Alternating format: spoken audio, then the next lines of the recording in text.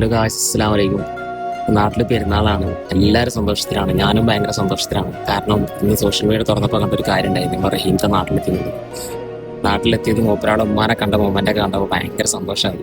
കാരണം എൻ്റെ വീഡിയോ കാണുന്ന എല്ലാവർക്കും അറിയാം, അതിന് ഞാൻ എപ്പോഴും പറയുന്നുണ്ട് ഒക്കെ ശരിയാവുന്നത്. അതിന് വലിയൊരു ഉദാഹരണമാണിത്. കാരണം 20 വർഷം മൂപ്പരാട് പടച്ചോനക്ക് വരേൽപ്പിച്ചിട്ട് ജീവിച്ച ജീവിതം അത് മൂപ്പരാൾക്കും പടച്ചോനക്കും മൂപ്പരാളുടെ ഉമ്മാക്കും മാത്രമേ അറിയുള്ളൂ. നമുക്കൊക്കെ അത് ഫീൽ ചെയ്യാനേ പറ്റുള്ളൂ. എന്തായാലും മൂപ്പരാൾ ഇപ്പോൾ നാട്ടിലെത്തി.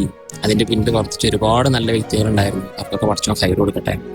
എനിക്ക് ഭയങ്കര സന്തോഷമുള്ള കാര്യം എന്ന് വെച്ചിട്ടുണ്ടെങ്കിൽ, നമ്മൾ ഒരു കാര്യത്തിൽ ട്രസ്റ്റ് ദ പ്രോസസ് എന്നുള്ളതിൻ്റെ ഏറ്റവും വലിയ ഉദാഹരണമാണ് മൂപ്പരാൾ.